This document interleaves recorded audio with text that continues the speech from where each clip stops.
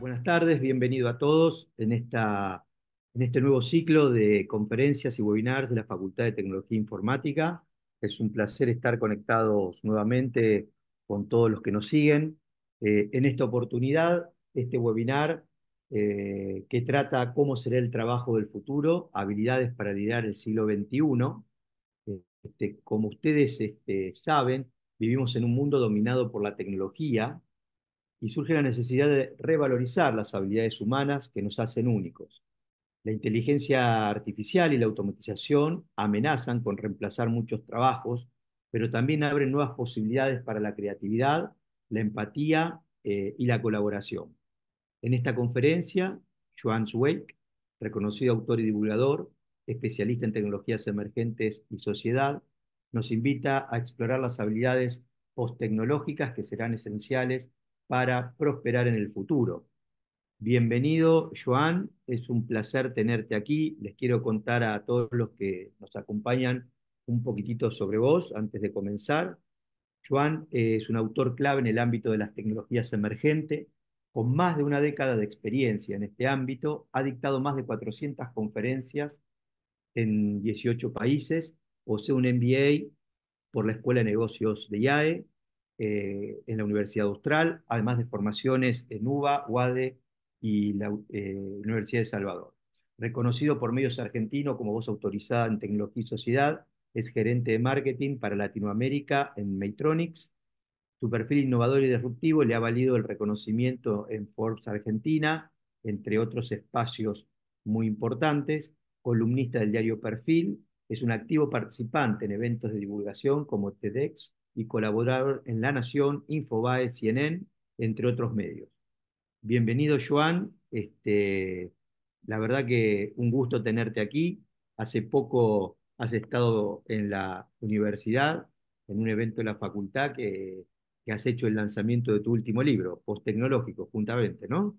Muchísimas gracias, Darío. Gracias, Marcelo, Marcela, Pablo, todas las autoridades de la UAI, de la Universidad Argentina Interamericana, por esta Universidad Abierta Interamericana, por esta invitación. Es un privilegio poder compartir este tópico vinculado a habilidades, vinculado a la convivencia entre tecnología y humanidad.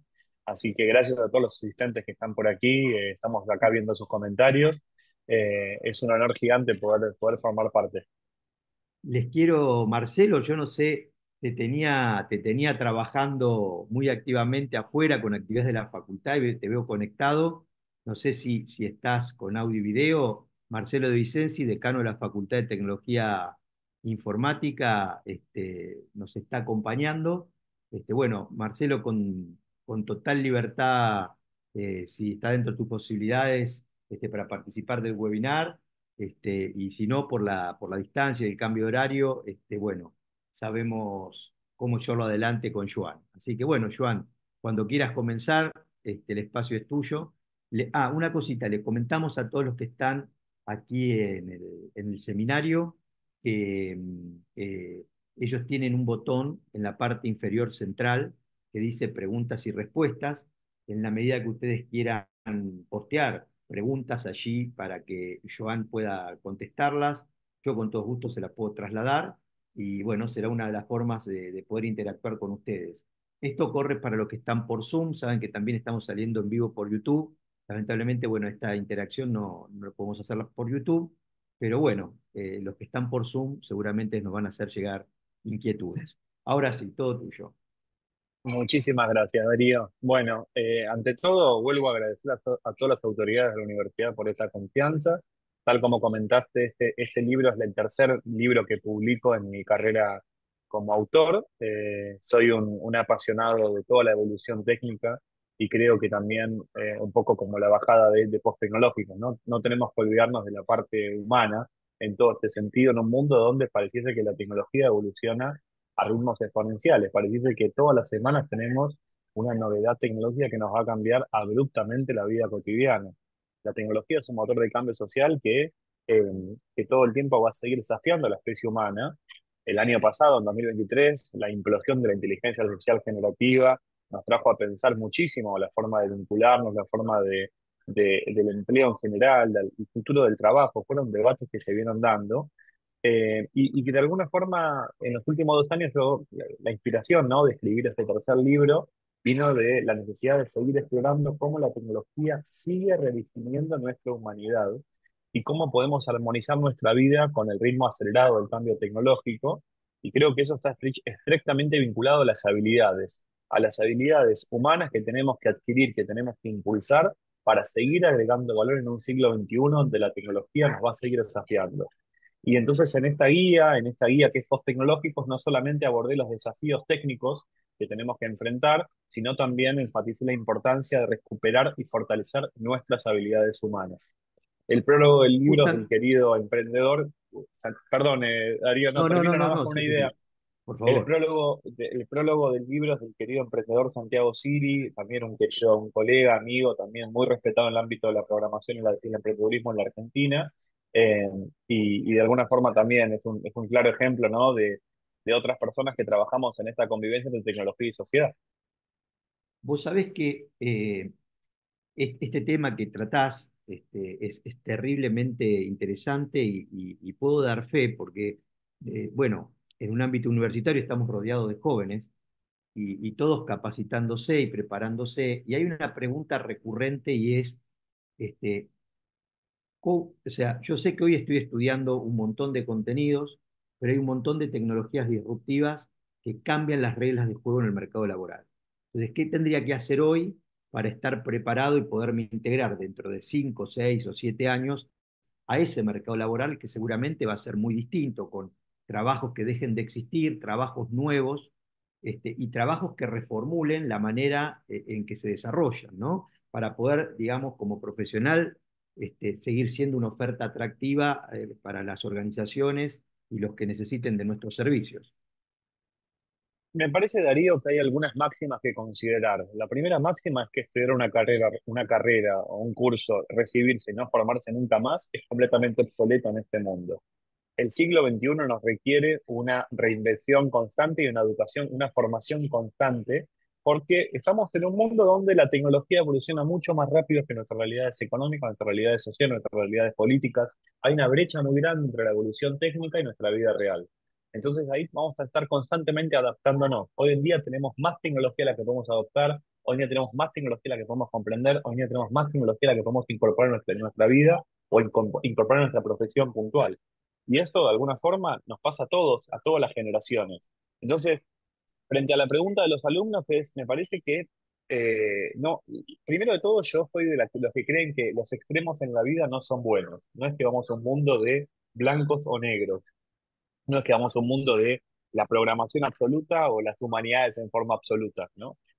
Yo puntualmente, yo me formé de grado, estoy formado en una carrera, en una licenciatura basada en comunicación, estudié negocios, estudié tecnología en Singularity University, emprendí en tecnología, conozco mucho, pero hoy en día trabajo en divulgación tecnológica sin estar formado en una disciplina técnica, habiendo trabajado y transitado en esa realidad, ¿no?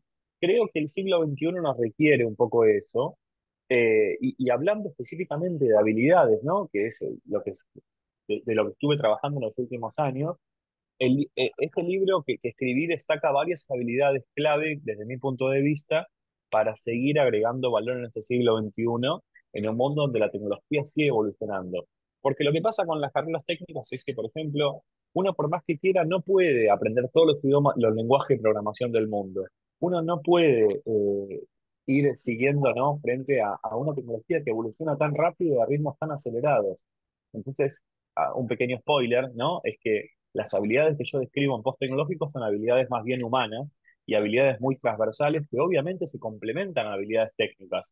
Darío, y a toda la gente que nos está viendo, yo no quiero acá decir que ir en contra de las habilidades técnicas ni para nada, pero creo que los extremos en la vida no son buenos. Entonces, me parece que tenemos que ver las cosas desde una perspectiva mucho más integral, yo lo llamo de una perspectiva mucho más holística, ver las cosas desde un holos, ¿no? Si antes se hablaba de desarrollar una mindset digital o un pensamiento digital, creo que hoy en día tenemos que evolucionar a una inteligencia o un pensamiento mucho más holístico que contemple muchas variables, ¿no? Mismo hemos visto declaraciones como el CEO de Nvidia hace muy poquitas semanas diciendo que la programación lisa y llanamente, la programación más conservadora tal cual la conocemos, en vías de extinción, ¿Por qué? Porque la inteligencia artificial generativa, todo lo que sea mucho más operativo, mucho más reiterativo, mucho más tedioso, mucho más peligroso, mucho más, hasta me atrevo a decir, hasta más insalubre para el ser humano, tiene una posibilidad de automatización cada vez mayor.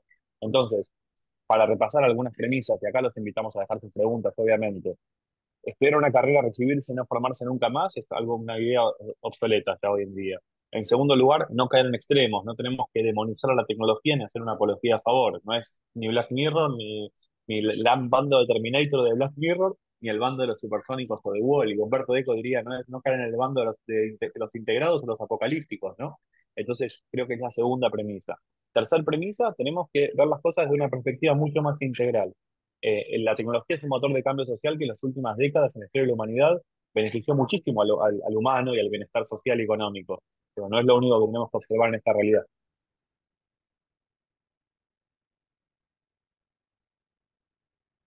Creo que se te muteó. Estás muteado justo, Joan. Ahí estamos. Sí, Ahí estamos. era Sí. era un poco esas ideas.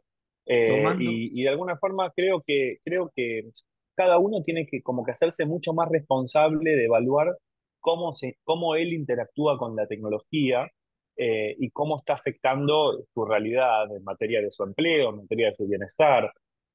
Y tratar es un granito de arena para empezar a incorporar habilidades que nos permitan seguir agregando valor en un siglo donde la tecnología va a seguir sacándonos constantemente. Ese es un poquito el objetivo del libro. sí, rescato de tus palabras digamos, se observa como un profesional con mucha plasticidad para poder adecuarse a distintos escenarios y quizás el que tenga una formación técnica de base la tenga que complementar con fuertes habilidades humanas y viceversa. El que estudió una carrera que por naturaleza desarrolla fuertemente habilidades humanas, quizás tenga que complementarse con conocimiento técnico, ¿no? Imagino una persona que no puede interactuar de manera efectiva y eficiente con la IA en unos años, y bueno, al menos va a gozar de una herramienta menos, de una importante herramienta menos. Y el otro aspecto interesante que acabas de comentar es, yo leí el artículo del CEO de Nvidia, también viste que salió ahora hace poquitito, Elon Musk acaba de despedir 30.000 personas en su corporación global, y básicamente cuando lo indagan por qué esa reestructuración, con qué tenía que ver, y él, digamos, en otras palabras, pero manifiesta que lo que hacían lo puede hacer hoy con una IA, entonces no tiene sentido pagar 30.000 sueldos. O sea, como que él esperaba que sus empleados aporten otro valor, ¿no? Y eso me llevó a reflexionar porque claramente la IA, por ahí los que estamos en el campo de la tecnología venimos hace muchos años trabajando con IA, desde Watson, pero el mundo lo descubre cuando Microsoft patea el tablero, ¿no? Con ChatGPT y algunas otras cosas. Ahora digo, la IA es inevitable, como tantas evoluciones tecnológicas que vimos, ¿no? Recuerdo desde la calculadora para acá hubo evoluciones y discusiones encarnizadas si la calculadora debía llevarse a la universidad o no, si todos iban a tener una notebook o no, si Internet era bueno para estudiar o no, ¿no? Discusiones que cuando la analizás a la luz de lo que ocurrió decís, no tenían tanto trasfondo. Es decir, lo que uno saca en conclusión es como que en este mundo que vivimos hoy, al menos, la tecnología está para quedarse y generalmente cuando se instala algo donde tiene una aceptación en las comunidades se usa. La IA es un caso, ¿no? Entonces digo, luchar contra la IA parecería no tener mucho sentido. El tema es, y ahí va la pregunta, ¿dónde se posiciona el joven profesional frente a la IA? Porque si sos un proxy te pasa lo que te pasó con Elon Musk. Un día te das cuenta que te dicen, mirá, lo que vos le pedís a la IA, que lo da la IA, en cambio de tener 100 personas en mi corporación que lo piden, tengo 4, porque la IA responde rápida, ¿no? Entonces digo, claramente deberíamos usar la IA para potenciar nuestras habilidades, no para que nos reemplace. Y la otra pregunta con respecto a los programadores, yo me dedico, mi especialidad es ingeniería de software, y vos sabés que, por supuesto, como todo, empecé a usar todo cuando salió Copilot, todos los generativos, y vos dijiste algo muy importante, o sea, ese código tedioso que no tiene sentido que un humano produzca, ¿no?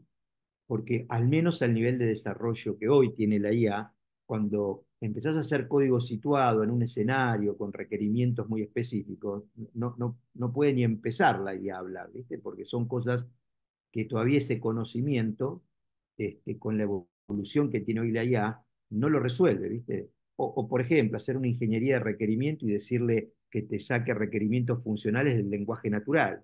Está todo en plano de investigación, se avanzó mucho, pero todavía no lo hace bien. Entonces digo, me parece, no sé qué opinas vos y quiero saber tu opinión sobre si coincidís con esta idea de dónde me paro frente a la tecnología y qué habilidad debería desarrollar, y si vos tenés opinión y lo has investigado, que nos cuentes, para justamente que la IA me potencie a mí y no que la IA me reemplace a mí, ¿no? Estaba tomando nota, Darío, de algunas Dije ideas. muchas cosas. No, es muy interesante esto de cómo se posiciona el ser humano frente a la tecnología. Y recordemos que la tecnología viene de la palabra tecné, de lo griego, ¿no? Que es esto del puente, ¿no? Es esta herramienta que nos sirve de puente.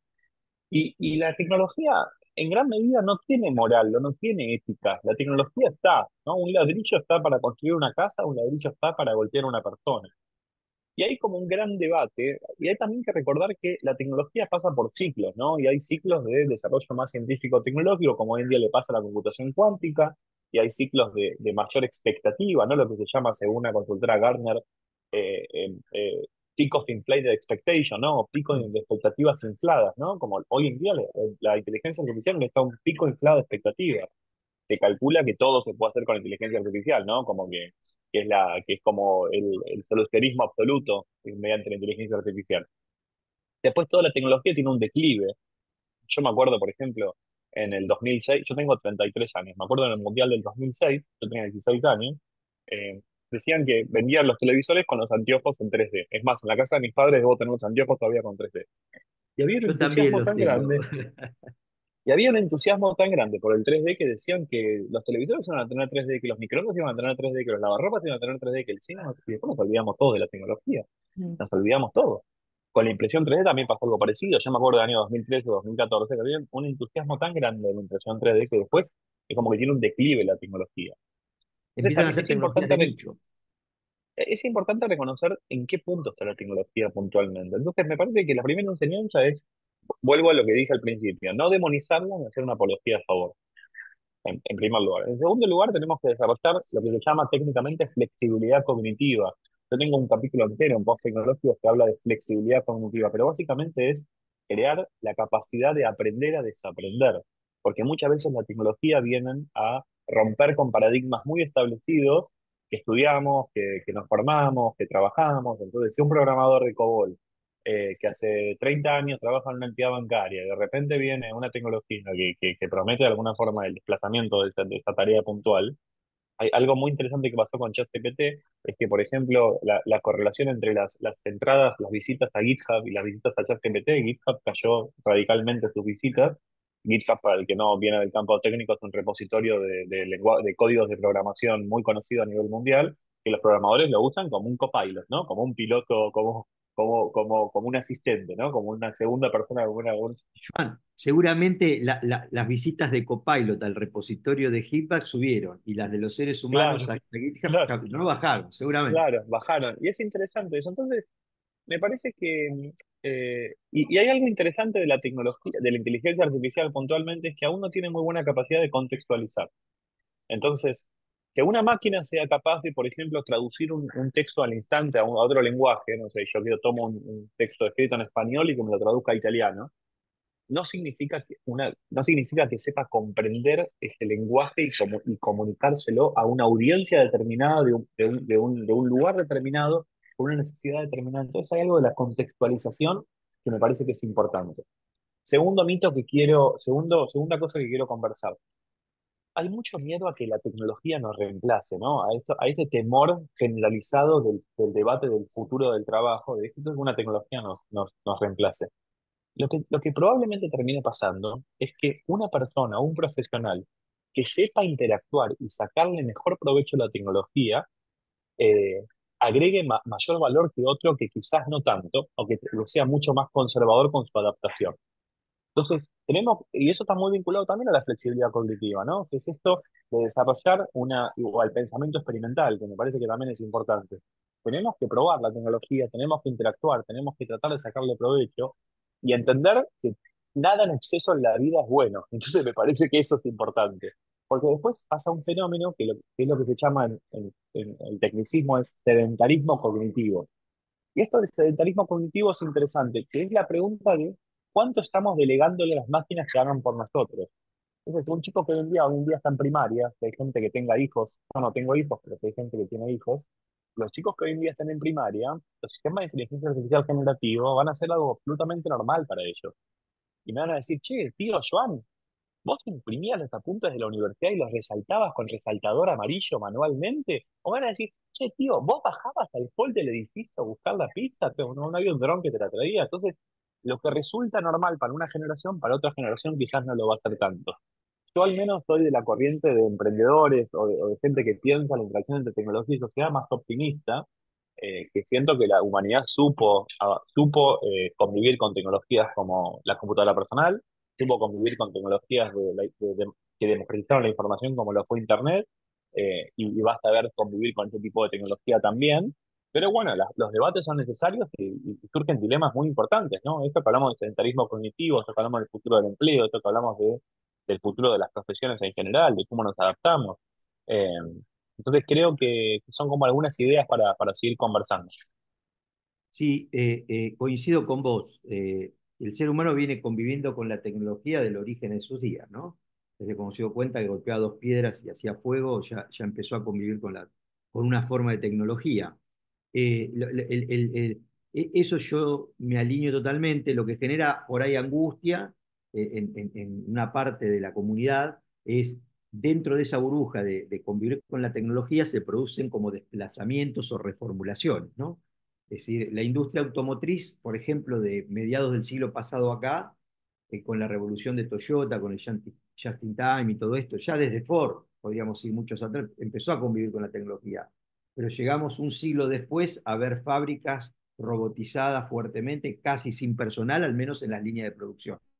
Digo, claramente, si nos vemos como una tribu a la raza humana, convive con la tecnología y va a tener que seguir conviviendo. El tema son esos movimientos internos que se dan dentro de la tribu y la angustia que genera en aquellos que quizás se sientan desplazados, ¿no? O en aquellos que quieran aprovechar oportunidades y decir, bueno, ¿dónde me voy a posicionar frente a esta evolución tecnológica?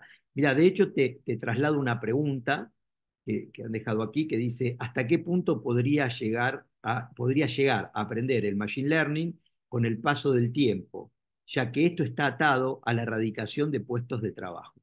Hablando de las angustias que Sí, genera esto de sí, a convivir con ver, la tecnología. coincido, Darío, en lo que estás comentando.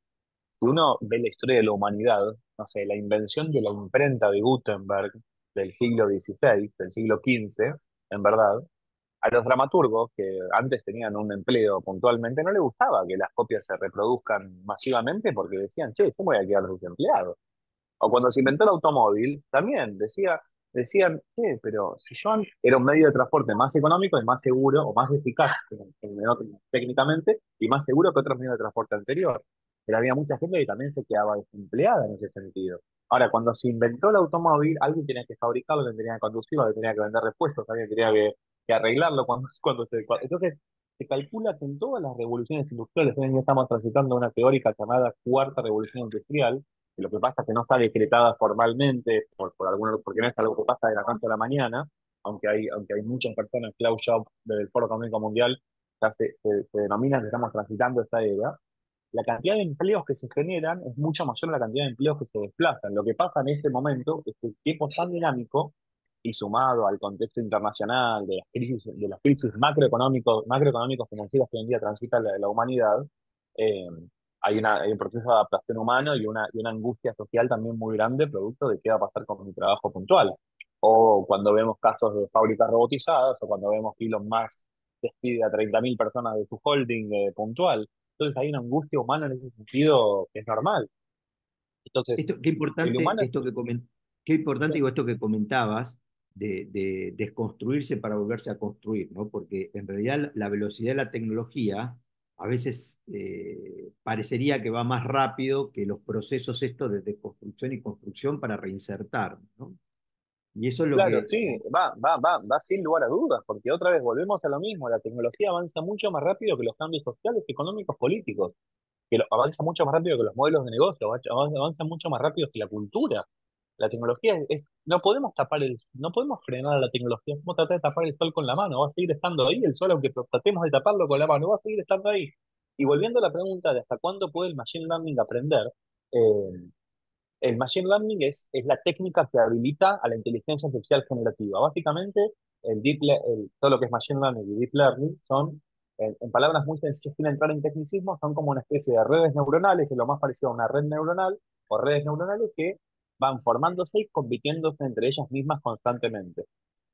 Pero recordemos que el ser humano es muchísimo más complejo que eso. Y hoy en día hay una gran barrera, además, a nivel ciencia científico, que es que no tenemos 100% claro la capacidad de cómputo del cerebro humano. No es que podemos imitarlo eso en una computadora. Entonces, hay cosas que otra vez, que por más de que la inteligencia artificial sea muy buena para ciertas cosas, y que sea una aliada fundamental, ¿no? A ver, voy a dar, Darío, mi caso puntual. Yo soy autor, escribo habitualmente para medios de comunicación en Argentina, casi semanalmente, escribo columnas y escribo materiales editoriales, ¿no? Libros. Eh, y a mí la inteligencia artificial es una aliada para mí. Yo tengo momentos donde la uso muchísimo, porque la verdad que el hecho de tener un sistema conversacional que pueda conversar conmigo como si fuese un humano y debatir ideas, contrastar hipótesis, refutarme hipótesis, contrastar, buscar analogías, buscar títulos, es impresionante. Y después tengo jornadas donde Y me voy a un café y me aíslo de la tecnología para poder escribir con otro tipo de estímulos. Entonces creo que no tenemos que caer en extremos, vuelvo a lo mismo. Tenemos que tomar la tecnología como una aliada y otra vez, yo lo digo como en algunas palabras, no tenemos que dejar que la tecnología nos defina, sino que nos amplifique como humanos. Y eso me parece que es un punto muy importante a considerar. totalmente de acuerdo. E inclusive para, para los escépticos, porque también hablo con muchas personas que dicen, no, bueno, lo que pasa es que la inteligencia artificial está pasando por una primavera como tantas que tuvo, pero bueno, no lo ven, digamos, tan integrada como por ahí otros. Y digo, muchas veces las tecnologías, tomo tu ejemplo del auto, cuando sacaron los primeros autos que andaban a vapor, eran peores que los caballos, era más eficiente andar a caballo, porque había que ver, viste, que ese motor arranque, que funcione, si se te rompió no te lo arreglaba nadie, entonces en realidad vos decías, tengo un caballo y me lleva a todos lados. Pero bueno, a veces las tecnologías arrancan así, con problemas, siendo menos eficiente que otras cuestiones que conviven en el arranque de esa tecnología, pero ojo porque después fíjense lo que pasó con los autos, ¿no? Digo, entonces las tecnologías tienen Sí, esa ventaja como de poder evolucionar fuertemente, ¿no? Casi sí. geométricamente. Les digo, yo y tantos otros, creo que vos también, digamos, entiendo esto. Yo creo que este tipo de tecnología que está evolucionando vino para quedarse y hay que usar para lo que vos dijiste, para amplificarnos, ¿sí? Para amplificarnos, sin Sí, duda. quiero traer dos ideas también que son importantes, son cosas que veo y que pasan hoy en día en el mundo. La tecnología pareciese que tiene como dos grandes religiones o dos grandes corrientes de pensamiento. Una religión donde reina la fascinación absoluta por la tecnología, donde reina como esta fascinación, hasta hay un autor muy interesante que se llama Yushin Morozov, que es un autor bielorruso, que tiene un libro titulado La locura del solucionismo tecnológico. Esta absolutamente locura de tratar de resolver cualquier cosa con tecnología, ¿no? Es una corriente de la fascinación extrema. Y después está la corriente de la resistencia, está la corriente de aquellos que dicen, che, quiero frenar a esto. En otras palabras, están los que quieren acelerar constantemente el ritmo tecnológico y los que quieren desacelerar, o los que quieren frenar un poco, los aceleracionistas versus los desaceleracionistas. Es como que hay dos grandes corrientes. Si los tenemos que nombrar como en nombres, sería Sam Altman, que es el founder y CEO de OpenAI, que es la empresa que está atrás de ChatGPT, atrás de Daily 2, de plataformas muy utilizadas, y por otro lado Elon Musk, que también quiere desacelerar con la famosa carta, etcétera, para poder frenar la inteligencia artificial. Entonces, hoy en día hay que comprender y en el medio estamos nosotros, en el medio estamos los humanos interactuando con tecnología, descubriendo cómo nos puede potenciar. a la hora también de emplear personas, cuando queremos emplear a alguien, valoramos mucho esta adaptabilidad a la tecnología. Eh, Así que, y es verdad que están los picos de entusiasmo, los vamos atravesando. Quizás el año pasado con ChatGPT había un entusiasmo gigante, pero hasta el nivel, por ejemplo, que Amazon tuvo que delimitar la cantidad de publicaciones por autor porque había una creación de contenidos editoriales permanentes. Entonces digo, che, para. Y hay algunas cosas que sirven mucho y otras que no tenemos ni que demonizarlo de hacer una apología de esto. Creo que ese es el mundo más importante. Y forma Bueno, parte como las condiciones de hoy. No sé si coincidís. totalmente. Cuando salió la imprenta se publicó mucho y bueno, después, por decirlo así, el mercado empezó a decantar lo que valía la pena leer de lo que no, porque eran copias de autores. Pero bueno, la tecnología permitió esa difusión y esa posibilidad que antes no existía. Esto más o menos va por esos carriles. Mira, Sebastián usted plantea una pregunta. Tiene 48 años y soy licenciado en informática y los últimos años me dediqué a la gestión de proyectos. Actualmente estoy estancado técnicamente, solo veo la IA en forma teórica. ¿Cómo puedo hacer un rescaling? Claro, quiere escalar en sus habilidades digamos, de alguna manera, ayornarse y aplicarlo en el trabajo. A ver, ¿Qué consejo le podés dar? Gracias Sebastián por tu pregunta.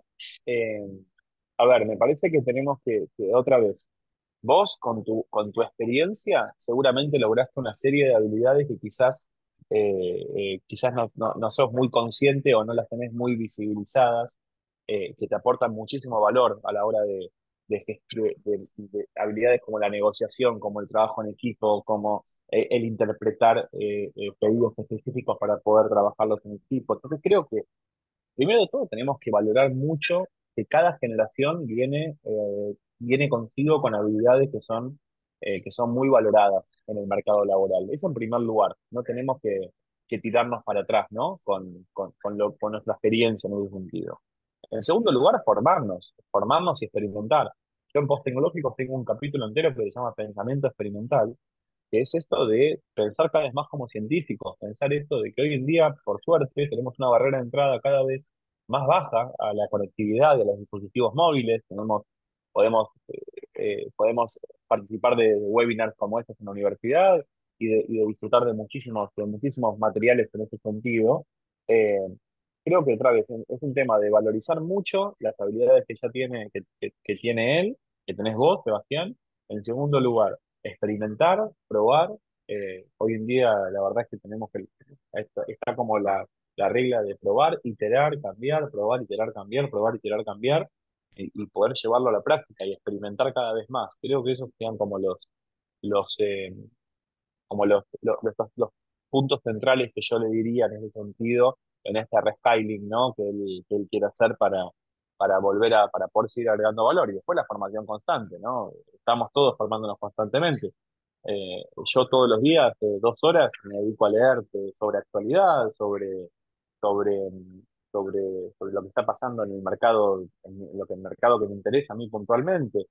En el libro también hablo mucho, ¿no? De que hace pocos años había como una especie de gran debate o de gran entusiasmo por la hiperespecialización, ¿no? Yo quiero ser el programador que más sepa sobre Swift y desarrollo de aplicaciones para iOS. Entonces, como una hiperespecialización, hiperespecialización. Lo que termina pasando es que hay como una especie de guerra entre generalistas e hiperespecialistas. Y en ese sentido, recordemos esto, todas las tareas que son tareas más recreativas, todas las tareas que son más operativas, todas las tareas más manuales para el ser humano tienen una tasa de automatización cada vez mayor. Y me parece que cada uno también, esto es una respuesta a Sebastián y al resto de la gente, como una especie para que cada uno se pueda hacer esta pregunta. Tenemos que preguntarnos cuántas tareas nosotros a diario son tareas que son más operativas, más recreativas o más manuales. Y esas tareas, y si mi empleo requiere en su gran mayoría de tareas de esa naturaleza, sé que corre el riesgo de una automatización cada vez mayor. Les doy mi ejemplo, Darío, para poder llevarlo a algo bien, bien llano. Eh, Sí, Yo, por ejemplo, cuando empiezo mi trabajo administrativo en la computadora, cuando me siento a responder correos y a trabajar en proyectos o a tener reuniones virtuales, algo que hago es borrar correos spam, borrar correo no deseado. Y acá, Darío, vos me vas a preguntar, che, pero Joan, ¿por qué invertís media hora, 40 minutos todos los días en borrar correos no deseados si hay plataformas que lo hacen muy bien por vos? Ahora yo sé que si mi empleo en gran medida depende de tareas de esa naturaleza, sé que corre riesgo de automatización o corre riesgo de desplazamiento laboral inminente, ¿no? Entonces creo que va un poco por ahí. Tenemos que también hacer una introspección en ese sentido de cuáles son tareas más manuales que hacemos en nuestro empleo. Sí, y transmitirle a Sebastián que esto que le pasa a él le pasa a mucha gente, porque en general la pregunta a veces inclusive es más también orientada a, bueno, ¿qué camino debería seguir para, ¿no? Y la realidad es que no hay un solo camino y ese camino en general no es muy lineal. O sea, uno lo que va haciendo es descubriendo pequeñas cosas que cree que le pueden eh, aportar creatividad a lo que hace y sobre todo valor, valor diferencial a lo que hace, y empieza a incorporar esas pequeñas cosas. Y bueno, esto ahora lo puedo hacer con IA, esto me conviene encararlo así o de esta otra forma. Y es un camino bastante zigzagueante, porque uno va viendo esto que decís vos, che, no me conviene concentrar esfuerzo en esto porque esto no aporta valor y esto en cualquier momento lo hace una máquina. Bueno, listo, tratar de ir automatizando eso o dedicándole un tiempo residual a ir descubriendo, bueno, ¿cómo puedo hacer que este trabajo que me toca a mí sea mejor, aporte calidad, y darle otra perspectiva por ahí al mismo trabajo que uno hace, ¿no? Pero que el producto no sea algo tan obtenible directamente, sino que pueda tener esa cuota de valor agregado, bien de habilidad humana, que es lo que va a, de alguna manera, garantizar o potenciar ese trabajo. Porque lo otro, Coincido, como vos lo Darío, decís. coincido, Darío, plenamente. No hay una fórmula secreta para hacer un rescaling o para poder aplicar tecnología. Cada uno va a ir encontrando su punto de adopción, su punto de equilibrio en ese sentido, eh, y buscando también su mejor forma de poder adaptarse. A todo estamos todos adaptándonos en forma permanente, ¿no? No es el único el que le está pasando eso. Sí, sí, sí. Este, eh, bueno, quizás una deformación profesional me hace pensar en todos los circuitos Agile, ¿no? Este tema digamos, ciclos de aprendizaje cortos, con mucha experiencia, de ahí tomar lo que nos da valor, tratarlo de implementar como buenas prácticas profesionales para lo que hacemos y aprender sobre todo qué sirvió y qué no sirve, ¿no? E ir descartando, ir trazando el camino, y ese camino se va haciendo al andar hacia ese destino digamos, de tratar de alejarme de estos trabajos más reiterativos, menos calificados, porque eso realmente creo que son los que van a tender a ir desapareciendo. No hay muchos ejemplos.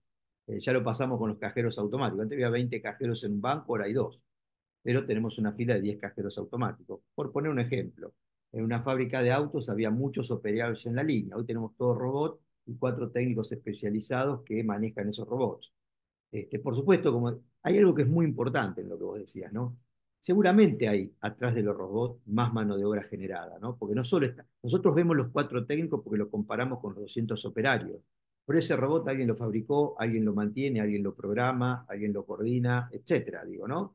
Entonces, por ahí hay más de 200 personas empleadas. El problema es haciendo que. Sí, no hay que ser tan lineal, ¿no? En esa lectura, me parece. No hay que ser tan amarillista, ¿no? Viéndolo de esa forma. Eh, Creo que obviamente hay un movimiento sísmico en el mercado laboral, producto de todo esto. Hay un movimiento sísmico y hay muchísimos debates. Estamos siendo testigos de muchísimos debates en ese sentido.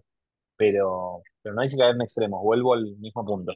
Creo que hay más preguntas por ahí en la cajita. Sí, mira, yo te iba a trasladar dos que las puedo resumir. Una es la de Javier y bueno, y la otra persona no me aparece el nombre, pero más o menos dicen que tienen entendido que la inteligencia artificial tuvo que ser detenida por un tiempo por el increíble avance que estaba teniendo. ¿Y qué visión tenés vos sobre esto? Y sobre si el uso de las IA va a tener una moderación progresiva. O sea, si es como que A vamos a ver, ir pisando el pie en el freno, ¿no? me parece que detener lo que hablamos antes, detener la tecnología es muy algo prácticamente inviable. Es algo hasta, diría, hasta casi utópico. Eh, Porque yo no puedo detener a un grupo de programadores en algún lugar de Nueva Zelanda que desarrollen o que codeen o que agreguen valor en ese sentido. Es algo que está Hoy en día la descentralización que tienen las computadoras personales y la descentralización que tiene la información tan grande produce que sea algo muy difícil de poder controlar y detener. Cuando se analizan las cartas, por ejemplo, que piden el desarrollo de la inteligencia artificial, o cuando vemos al grupo de guionistas o de extras en la puerta de los estudios de Hollywood reclamando que me van a dejar sin empleo, hay que también entender las lecturas desde una forma no exclusivamente técnica, sino de una perspectiva mucho más integral, porque muchas veces eso es- son movimientos de prensa, son movimientos económicos, son movimientos geopolíticos. Hoy en día estamos viendo también una guerra, entre comillas, geopolítica entre Estados Unidos y China en materia del control de la inteligencia artificial generativa. Entonces tenemos que ser muy conscientes de analizar las cosas de una perspectiva mucho más integral. Respecto a la moderación progresiva, yo creo que la inteligencia artificial, primero de todo, hacer futurismo es muy difícil, entonces yo no me dedico a eso. Trato de analizar el presente y dar un pasito más allá.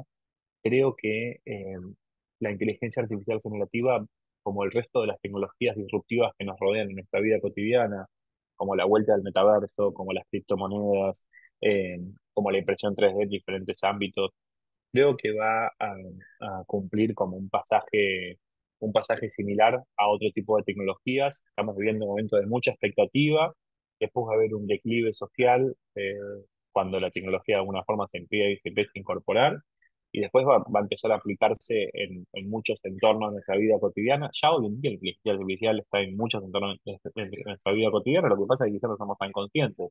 Desde que hacemos una búsqueda en Google hasta que estamos viendo el feed de una red social, ya sea Instagram, TikTok, X, lo que era antes Twitter.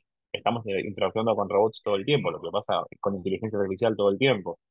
Lo que pasa es que es intangible. Entonces, creo que la tecnología el ser humano yo creo que va como exponiéndose a estos baldazos de agua fría, porque la inteligencia artificial fue un baldazo de agua fría. Nadie de los, creo que acá Darío corregime, al menos de la gente con la que yo trabajo, nadie esperaba que ChatGPT, este release público, se iba a lanzar tan pronto. Yo pude interactuar con GPT-2 cuando estaba exclusivamente cerrado para desarrolladores, y cuando salió GPT-3, y de esta adopción tan masiva, nadie lo esperaba en ese sentido. Entonces, creo que otra vez va a ser algo muy difícil de frenar, va a tener un punto de declive en ese sentido, declive, pero declive en el buen sentido, ¿no? O de decepción, ¿no?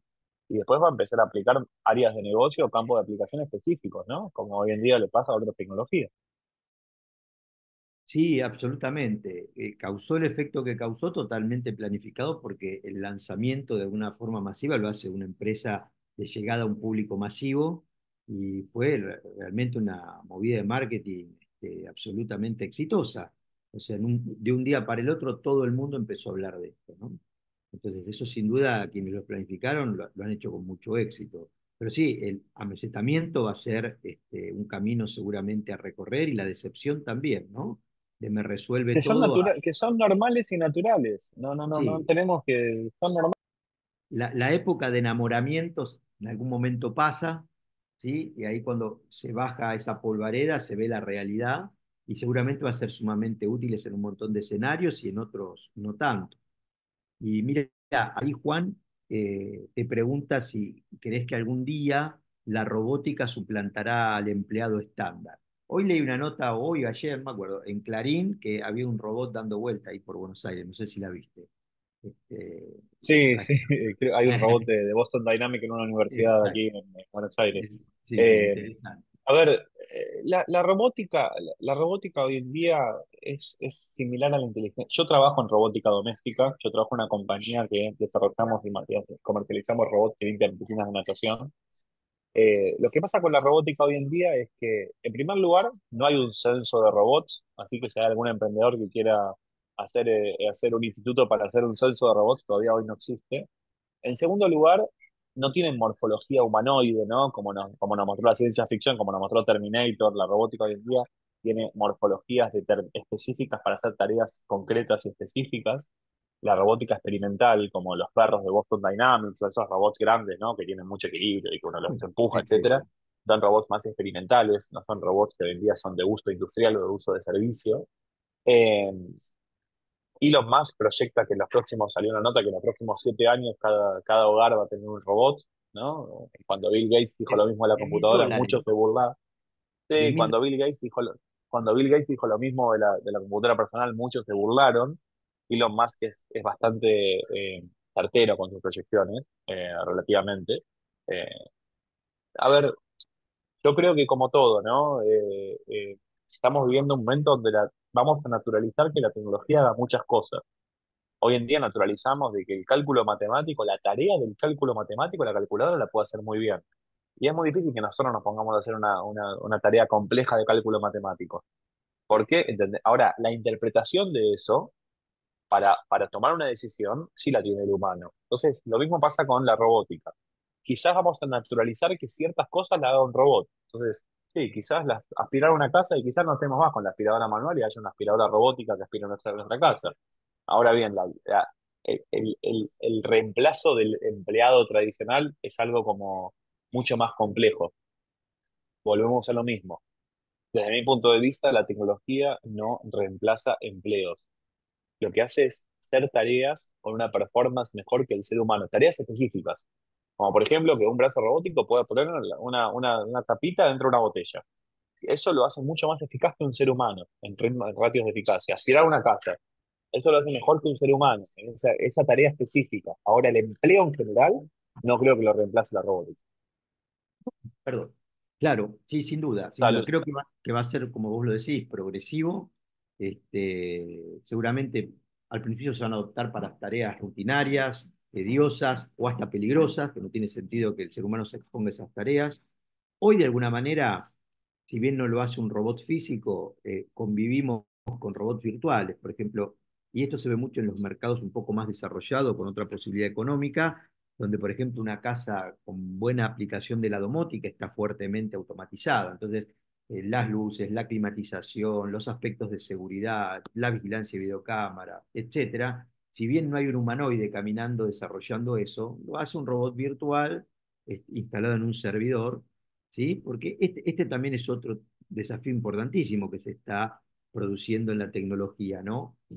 ¿Qué cosas producimos a nivel físico y qué cosas conviene virtualizar? Porque en definitiva la aplicación o el efecto terminal termina es igual. La diferencia es que ve un humanoide moviéndose y emula un ser humano o no, o sucede en un mundo virtual y los efectos con los actuadores termina siendo el mismo, ¿no?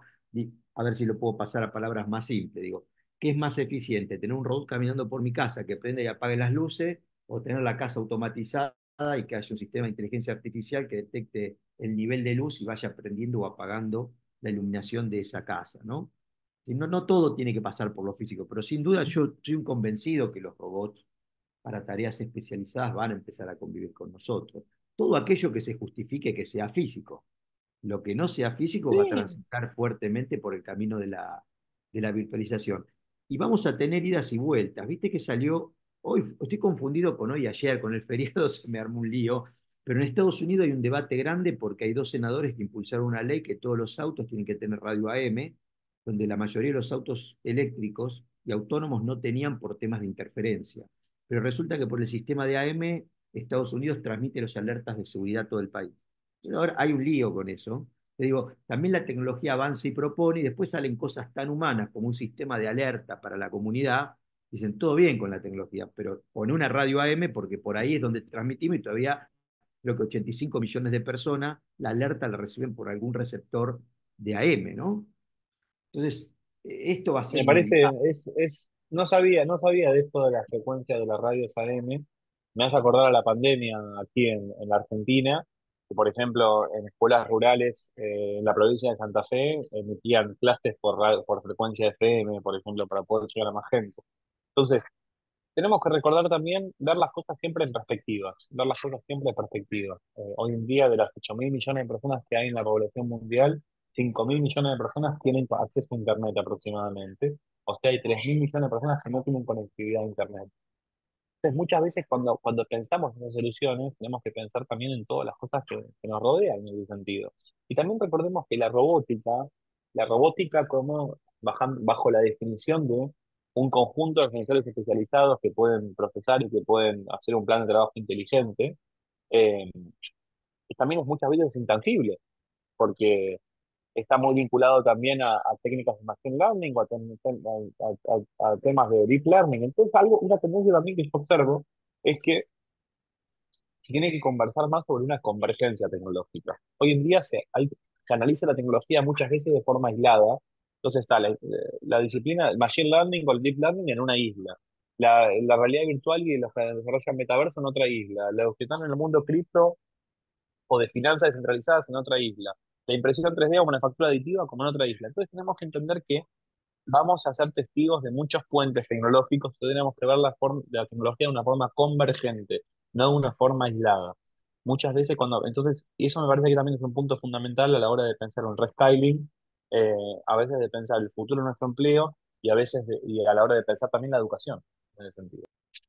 Mira, Sebastián amplió la pregunta que te hacía antes y, por ejemplo, a él le pasa que en la empresa donde se desempeña le han pedido casos de uso de la IA, o sea, hacer una especie de brainstorming y que propongan dónde se puede aplicar, ¿no?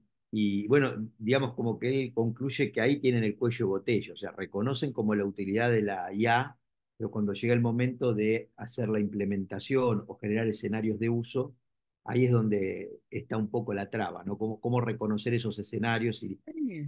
de qué Y hay manera. que ver, y hay que ver si amerita o no también, Darío, que me parece que acá hay que ver si amerita o no también, porque muchas veces también lo que pasó, por ejemplo, con las criptomonedas y el blockchain, ¿no? Que de repente una compañía le ponía, no importa si la que se dedicaba, ponía blockchain al principio para que su acción suba, porque para seguir la tendencia, ¿no?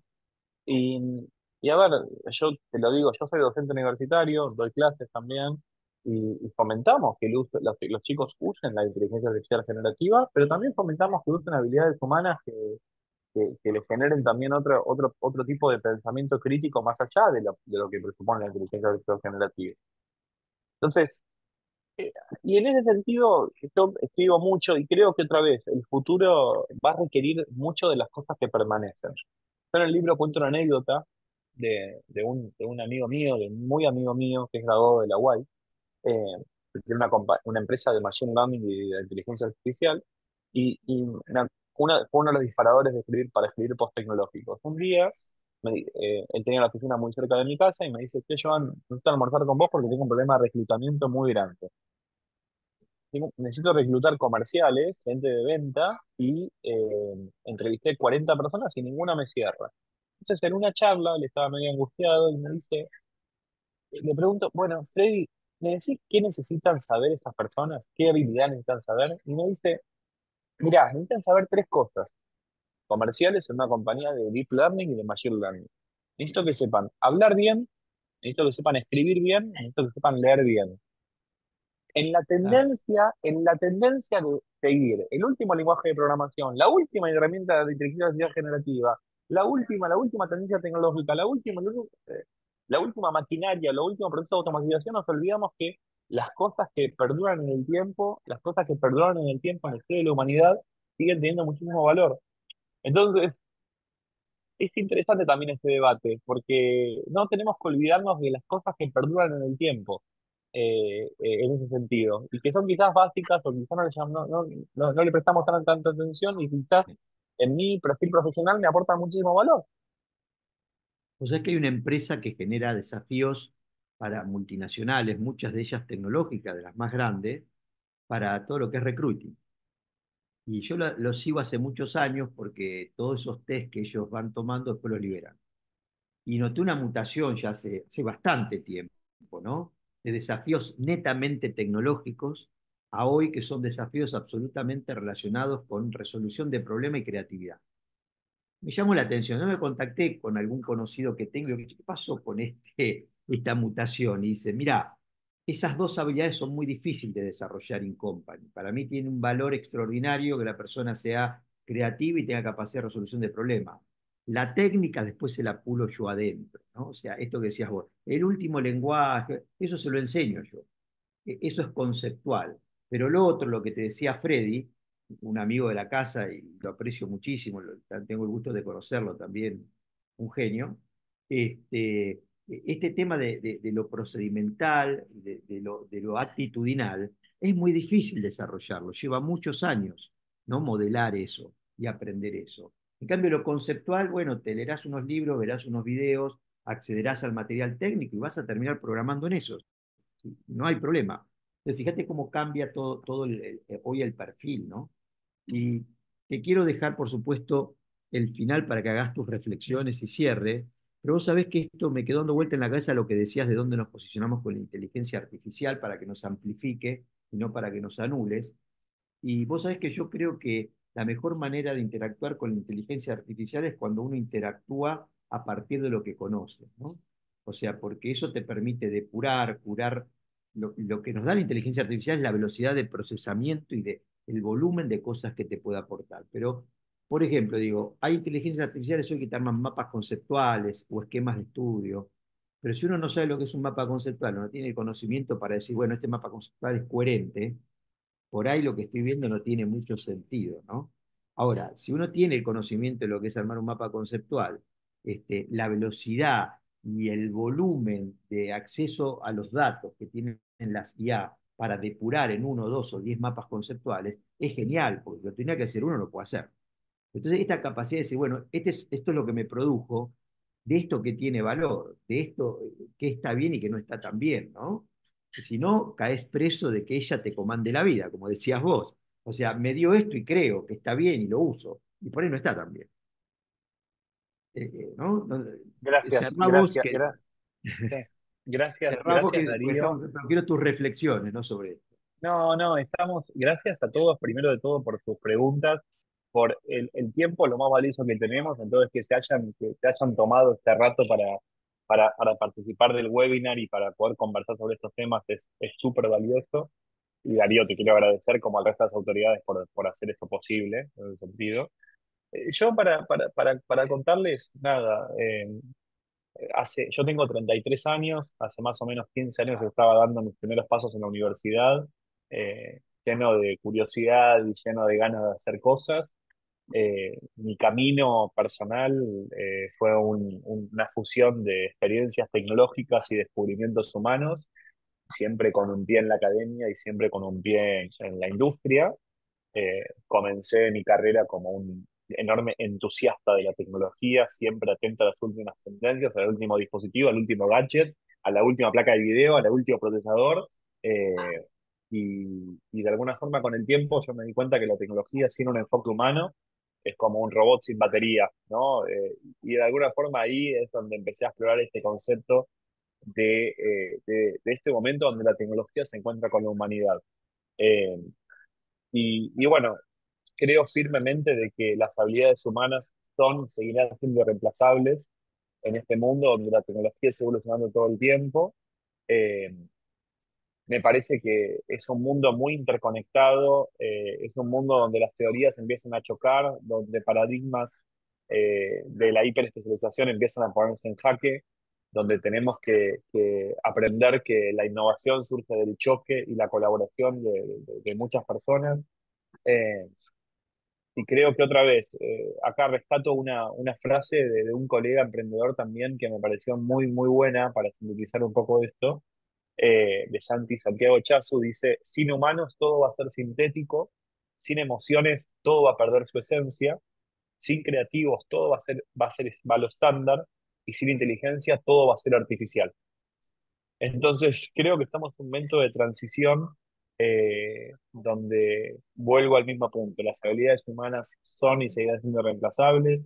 Tenemos que entender que los miedos y oportunidades que surgen producto de todo esto son cosas normales que nos atraviesan como especie, es algo normal, es algo habitual. Eh, y, y creo que tenemos que otra vez armonizar nuestro vínculo con la tecnología sin dejar de lado la humanidad que nos caracteriza en ese sentido.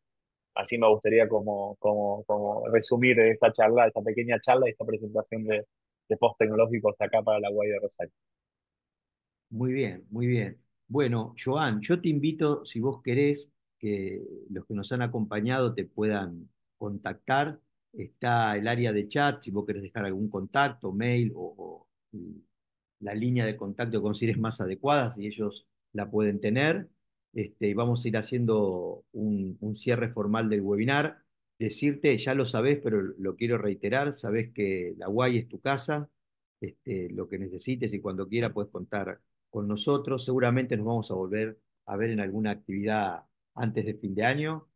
Agradecerte por tu tiempo y por todos los conceptos que nos has vertido y cómo nos has instruido.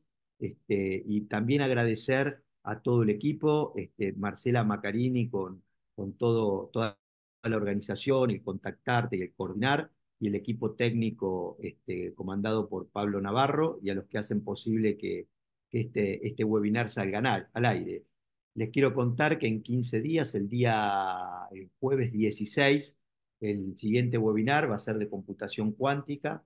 El ingeniero Singolani va a hablar sobre lo que es qubits, y bueno, va a estar muy interesante. Si no recibieron la invitación, seguramente la van a estar recibiendo en estas semanas para que se puedan inscribir. Así que espero verlos dentro de 15 días con esta nueva temática en este canal de difusión tecnológica. Bueno, gracias a todos por Muchísimas estar. gracias. Muchísimas gracias, Darío. Ahí dejé mis redes, mi LinkedIn, un correo electrónico y si alguno Sí, quiere adquirir el libro, el link para que lo puedan conseguir. Gracias, es un placer. Gracias a la UAI por siempre abrirme las puertas y por este espacio de, de generación de conocimiento, ¿no? Que me parece que es lo más importante que tenemos que orientar, generar más conocimiento, debatir más, cuestionar más. Así que no se pierdan el resto de los webinars y seguramente nos volveremos a encontrar o presencialmente allí por la ciudad de Rosario, que ahí estoy hablando un poco con Marcela, a ver si podemos generar algo, o en otro webinar para poder seguir pensando estos elementos que nos rodean. Les cómo mando un no. abrazo muy grande a todos. Gracias, Darío, a todo el equipo técnico espectacular por esta transmisión, que espero que se haya oído y se haya visto bien. Eh, y no, sin mucho más por de mi lado. Bueno, salió todo muy bien, se te ha escuchado muy bien y siempre un placer tenerte. Así que ya damos por finalizado el webinar y estaremos en contacto. Muchas gracias a todos. Muchas gracias.